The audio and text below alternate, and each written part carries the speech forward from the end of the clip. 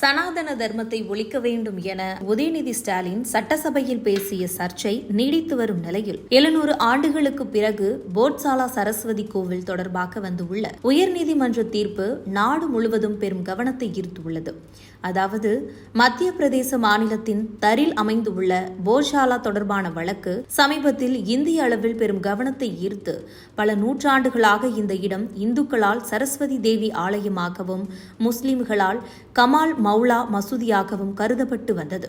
தற்பொழுது மத மற்றும் வரலாற்று அடையாளம் குறித்து மத்திய பிரதேஷ் ஹைகோர்ட் வழங்கிய தீர்ப்புதான் ஹைலைட். மே 15, 2026 அன்று வழங்கப்பட்ட தீர்ப்பில் போட்சாலா வளாகத்தின் அடிப்படை மத அடையாளம் வாக்தேவி சரஸ்வதி ஆலயம் என கூறியுள்ளது.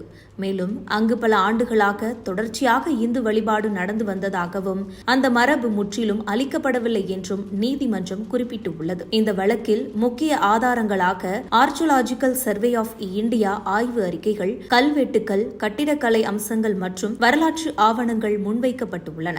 ASI ஆய்வில் அங்குள்ள கட்டிட அமைப்புகளில் பழமையான இந்து கோவில் அம்சங்கள் இருப்பதாகவும் கூறப்படுகின்றது. சனாதன தர்மத்தை ஒழிக்க வேண்டும் என்ற அரசியல் விவாதங்கள் ஒருபுறம் இருக்க, மறுபுறம் இந்திய நீதிமன்றத்துறை மற்றும் தொல்லியல் ஆய்வுகள் சனாதன மரபுகளின் வரலாற்று அடையாளங்களை மீண்டும் பதிவு செய்கின்றன என்ற கருத்துக்கள் சமூக வலைதளங்களில் பரவி வருகின்றது. சமூக வலைதளங்கள் மற்றும் சில ஆன்மீக வட்டாரங்களில் நித்யானந்தா பரமாசிவம் அவர்களின் பிரமாண பிரதிஷ்டை குறித்த ஆன்மீக விளக்கங்கள் மற்றும் ஆகம கருத்துக்கள் இந்த வழக்கில் தாக்கத்தை ஏற்படுத்தியதாக கூறப்படுகின்றது.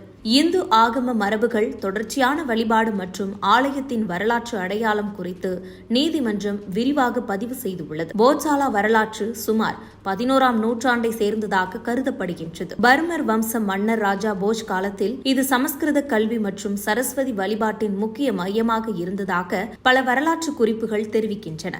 பின்னர் நடந்த படையெடுப்புகளின் பொழுது அந்த அமைப்பு சேதமடைந்ததாகவும் அதன் பகுதிகள் மாற்றப்பட்டதாகவும் கூறப்படுகின்றது. 2003ஆம் ஆண்டில் இருந்து ASI நிர்ணயித்த ஒழுங்கின் கீழ் இந்துக்கள் செவ்வாய்க்கிழமைகளில் பூஜை செய்யவும், முஸ்லிம்கள் வெள்ளிக்கிழமைகளில் நமாஸ் நடத்தவும் அமைக்கப்பட்டிருந்தது. தற்பொழுது உயர்நீதிமன்றம் அந்த நடைமுறையை ரத்து செய்து வளாகத்தின் நிர்வாகத்தை மத்திய அரசு மற்றும் ASI கவனிக்க வேண்டும் என்று உத்தரவிட்டுள்ளது. மேலும் மசூதிக்காக மாற்று இடம் கோரலாம் என்றும் நீதிமன்றம் அறிவித்துள்ளது. இந்த தீர்ப்பை பல இந்து அமைப்புகள் நாகரிக வெற்றி என்றும் சனாதன தர்மத்தின் மறு எழுச்சி என்றும் வர்ணித்து வருகின்றனர். அதே நேரத்தில் சில முஸ்லிம் அமைப்புகள் மற்றும் அரசியல் தலைவர்கள் இந்த தீர்ப்பை எதிர்த்து மேல்முறையீடு செய்ய உள்ளதாகவும் தகவல் வெளியாகியிருக்கின்றன. இதனால் போட்சாலா விவகாரம் தற்பொழுது ஒரு மத வழக்கை தாண்டி இந்திய வரலாற்று, தொல்லியம், மத அடையாளம் மற்றும் அரசியல் விவாதங்களின் மையமாகவே மாறியுள்ளது. இது குறித்து உங்கள் கருத்துக்களை கமெண்ட் பாக்ஸில் கமெண்ட் பண்ணுங்க.